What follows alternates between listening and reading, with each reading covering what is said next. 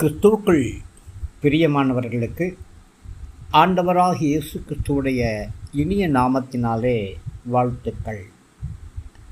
இந்த நாளின் தியானத்திற்காக நாம் எடுத்துக்கொண்ட வேத பகுதி சங்கீதங்களின் புஸ்தகம் 115வது சங்கீதம் 12வது வசனம். கர்த்தர் நம்மை நினைத்திருக்கிறார், அவர் ஆசீர்வதிப்பார். பிரியமானவர்களே, இந்த காலை வேளையிலே ஆவியானவர் உங்களை உற்சாகப்படுத்தும்படியாக விரும்புகிறார். ஒருவேளை கடினமான சூழ்நிலையிலே கடந்து வந்து கொண்டிருக்கிறீர்களா? கலக்கத்திலே காணப்படுகிறீர்களா? திகைப்பிலே காணப்படுகிறீர்களா? நான் நம்பின மனிதர்கள் எல்லாம் என்னை மறந்து போய்விட்டார்கள் என்று நினைக்கிறீர்களா?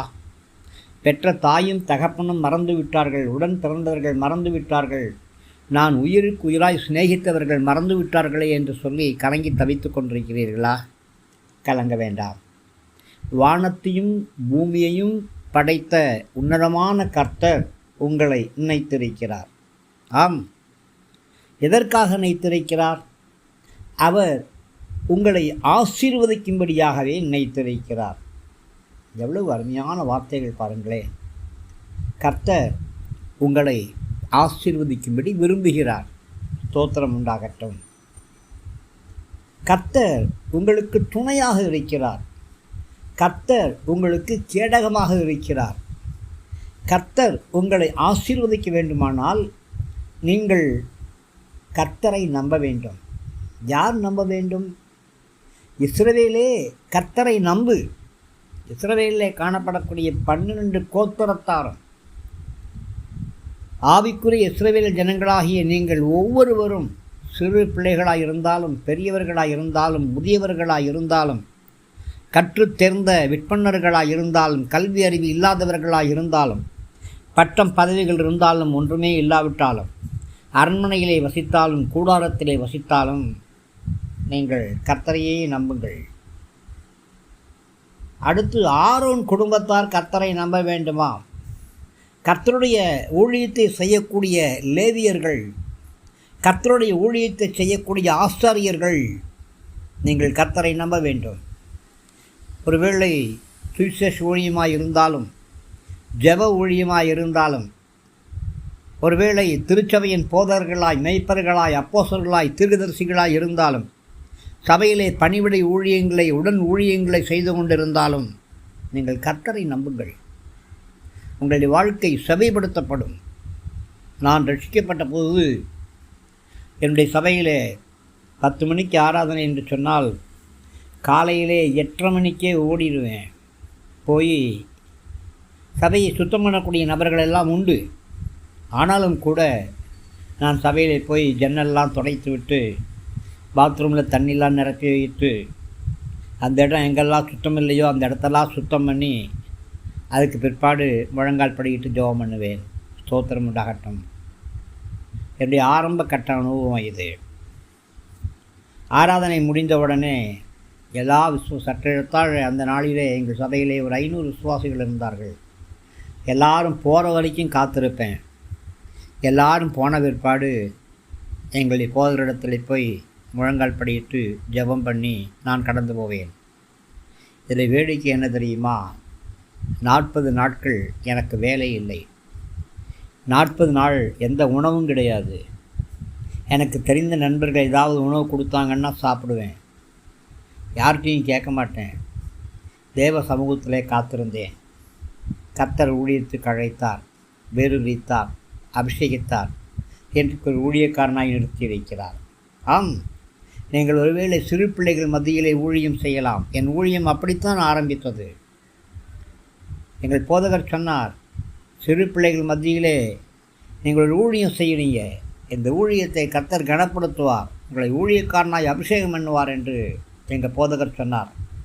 அதேபடியாகவே ஏற்ற வேளையிலே நான் எங்களுடைய போதகராலேயே ஊழியத்தின் அழைப்பை பெற்று அபிஷேகம் செய்யப்பட்டு முதல் ஊழியம் அவருடைய கரங்களில் நான் பெற்றுக்கொண்டேன். இன்றைய வரையும் அபிஷேகம் என்னை பாதுகாத்து நடத்துகிறது. பிரியமானவர்களே, நீங்கள் சின்ன ஊழியம் செய்தாலும், சபையை கூட்டக்கூடிய ஊழியமாக இருந்தாலும், பாய்களை விரிக்கக்கூடிய ஊழியமாக இருந்தாலும் அல்லது சேறுகளை எடுத்து போடக்கூடிய ஊழியமாக இருந்தாலும் எல்லாமே கர்த்தருக்கு செய்யக்கூடிய ஊழியம்தான். நீங்கள் எந்த ஊழியம் செய்தாலும் கர்த்தர் உங்களை நினைத்திருக்கிறார். கர்த்தரை நம்புங்கள். கர்த்தருக்கு பயந்திருக்கிற எல்லோரும் கர்த்தரை நம்புங்கள். ஆண்டவரை அறியாத ஜனங்கள், ஆண்டவரை அறிந்தவர்கள், ஞானசானம் பெற்றவர்கள், ஞானசானம் பெற ஆயத்தமாக இருக்கிறவர்கள், அபிஷேகம் பெற்றவர்கள், அபிஷேகம் பெற ஆயத்தமாக இருக்கிறவர்கள், எல்லாரும் கர்த்தரை நம்புங்கள். கர்த்தர் உங்களை நினைத்திருக்கிறார். இந்த காலை வேளையில் இந்த அபிஷேகத்தின் வார்த்தை உங்களுக்கு நேராய் கடந்து வருகிறது. கண்ணீரை துடைத்துக் கொள்ளுங்கள். அன்னாள் தேவ சமூகத்திலே ஆண்டவரே நினைத்தருளும் என்று சொல்லி கண்ணீர் விட்டு கதறினாள். ஆற்றுவார் இல்லை, தேற்றுவார் இல்லை. ஆண்டவருடைய அன்பின் கரம் அன்னாள் மேல் இறங்கினது. அன்னாள் ஒரு அற்புதத்தை பெற்றுக்கொண்டாள். இந்த காலை வேளையிலே ஆண்டவருடைய அன்பின் கரம் உங்கள் இறங்கி கொண்டிருக்கிறது. அன்பின் அபிஷேகம் இறங்கி கொண்டிருக்கிறது. கர்த்தருடைய அருள் பார்வை உங்கள் மேல் இறங்கி இருக்கிறது. கண்களை அழியக்கூடிய கண்ணீரை துடைத்துக் கொள்ளுங்கள். நிச்சயமாக நிச்சயமாக நிச்சயமாக நிச்சயமாக கர்த்தர் உங்களை ஆசீர்வதிப்பார். நீங்கள் கர்த்தரை நம்ப வேண்டும் என்று பரிசுத்த ஆவியானவர் உங்களை உற்சாகப்படுத்தும்படி விரும்புகிறார். எல்லா நேரங்களிலும் கர்த்தர் உங்கள் மேல் நினைவாயிருக்கிறார். கர்த்தர் உங்களை ஆசீர்வதிப்பார். ஆம், இந்த வார்த்தையை சொல்லுங்க, தினசரி சொல்லுங்க. கர்த்தர் என்ன நினைத்து வைக்கிறார். யார் நினைத்தாலும் நினைக்காவிட்டாலும் கர்த்தர் நினைத்து வைக்கிறார். ஆம், மலை அடிவாரத்திலே யாரும் காணாத இடத்திலே காட்டு மனிதன், மலைவாழ் மனிதன் என்று அழைக்கப்பட்ட எலியா திடீரென்று வெடித்து கொண்டு வெளியே வருகிறான். யார் இந்த எலியா? யாருக்கும் தெரியாது. ஒரு ஆதிவாசி மனிதன், அவ்வளவுதான் தெரியும். திடீரென்று ராஜாக்களுக்கு முன்பாக சவால் விடும்படியான அற்புதங்களை செய்ய ஆரம்பிக்கிறான். ஏன்? கர்த்தர் அவனை நினைத்தார்.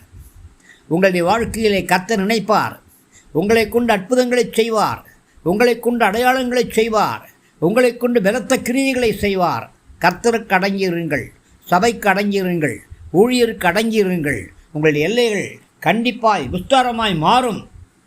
இந்த சிந்தனை நமக்குள் கண்டிப்பாக உங்கள் இதயத்தில் ஆழமாக பதிந்திருக்கணும். அப்போது உங்கள் இதயத்தில் ஒரு சந்தோஷம் உண்டாயிருக்கும், ஒரு சமாதானம் உண்டாயிருக்கும். ஒருவேளை ஐயோ கர்த்தரை மேலே ரொம்ப கோபமாக இருக்கிறாரோ அப்படின்னு நினச்சிட்டிங்கன்னு நீங்களே, உங்கள் இதயத்தில் சந்தோஷம் இருக்கவே இருக்காது, சமாதானம் இருக்கவே இருக்காது. அதனால் கர்த்தர் என்னை நினைத்திருக்கிறார் என்று சொல்லுங்கள். கல்வாரி சிலுவையிலே கடந்த கால பாவங்கள் எல்லாவற்றையும் மன்னித்து விட்டாரே, நிகழ்கால பாவங்களையும் மன்னித்து விட்டாரே. இனி பாவம் செய்யாதபடி உங்களை பாதுகாத்து கொள்ளுங்கள். தேவ கரம் உங்களோடு கூட பாதுகாப்பாக இருக்கும். உங்களை ஆசீர்வதிப்பேன் என்று சொல்லி கர்த்தர் உங்களுக்கு வாக்கு பண்ணி இருக்கிறார். அந்த வாக்கை சொல்ல வேண்டும், அறிக்கை பண்ண வேண்டும். ஆம் பிரியமானவர்களே, அவர் ஆசீர்வதிப்பேன் என்று சொல்லி அப்படியே நிப்பாட்டல, ஆசீர்வாதங்களை கொடுக்கிறார். வாரி வாரி வழங்கக்கூடிய வள்ளலாக, கொடுத்து சிவந்த கரங்களுக்கு சொந்தக்காரராக ஆண்டவராகிய கர்த்தர் இருக்கிறார். அவர் உங்களுக்கு நன்மைகளை மாத்திரம்தான் செய்கிறார். ஒரு ரகசியம் சொல்லட்டுமா? நன்மை என்ற ஒரு காரியம் வந்துச்சுன்னா அது ஆண்டவருடைய கரத்துலேருந்து தான் கடந்து வந்துச்சு. சொல்லிக்கிட்டே இருங்க. தீமைன்னு ஒன்று வந்துச்சுன்னா அது ஆண்டவருடைய கரத்துலேருந்து கடந்து வரவே இல்லை. கால்களின் கீழாக தீமையின் வல்லமைகளை போட்டு நசுக்குங்கள். அக்கினி அபிஷேகம் எல்லா தீமைகளையும் சுட்டரிக்கட்டும். உங்களுக்கு விரோதமான எல்லா வல்லமைகளும் ஒன்றுமில்லாமல் போகட்டும். உங்களுக்கு விரோதமாக ஏகடியும் பேசக்கூடியவர்கள், ஏழன் பேசக்கூடியவர்கள் தலை கவிழ்ந்து போவார்களாக. நீங்கள் தலை நிமிர்ந்து நிற்பீர்கள். காரணம் என்ன?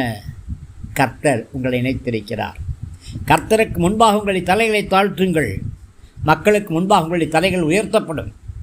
ஒருவேளை கர்த்தருக்கு முன்பாக நீங்கள் தலைகளை உயர்த்தினால் மற்றவர்கள் மத்தியிலே தலை குனிந்து போவீர்கள். ஞாபகம் இருக்கட்டும். கர்த்தரை கழிகூடுங்கள். கர்த்தருக்குள் கழிகூறுங்கள். கர்த்தரை கனப்படுத்துங்கள். அறிக்கை செய்யுங்கள்.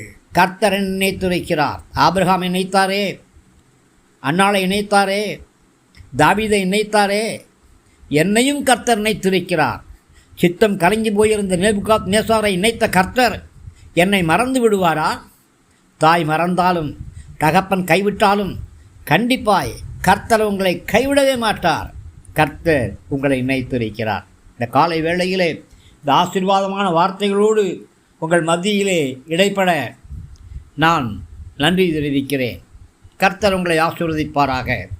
அன்பின் பரலோக பிதாவே, யாரெல்லாம் இந்த ஆடியோவின் வழியாக இந்த வார்த்தைகளை கேட்டுக்கொண்டிருக்கிறார்களோ அத்தனை பேர் மேலும் கர்த்தருடைய நினைவு கூறுதல் இறங்கி வரும்படியாக ஜெபிக்கிறேன். கர்த்தருடைய அபிஷேகம் இறங்கி வரும்படியாக ஜெபிக்கிறேன். சாபக் கட்டுக்கள், பாவக் கட்டுக்கள், பில்லிசூனியத்தின் கட்டுக்கள், செய்வனையின் கட்டுக்கள், ஏவலின் கட்டுக்கள், மாந்திரிகத்தின் கட்டுக்கள், வன்கண் ஆவிகள், பொறாமையின் ஆவிகள் எல்லாம் உடைந்து ஓடும்படியாக ஜெபிக்கிறேன். உம்முடைய பாதத்திலே யாரெல்லாம் முழங்கால் படியிட்டு கண்ணீரோடு உம்முடைய முகத்தை தேடிக்கொண்டிருக்கிறார்களோ அத்தனை பேர் மேலும் கர்த்தருடைய ஆசீர்வதிக்கிற கரம் இறங்கும்படியாக ஜெபிக்கிறேன். வல்லமையான கர்த்தர் மகிமையான காரியங்களை செய்யும். இயேசு ராஜாவின் நல்ல நாமத்தில் ஜெபம் கேளும் நல்ல பிதாவே. ஆமேன், ஆமேன்.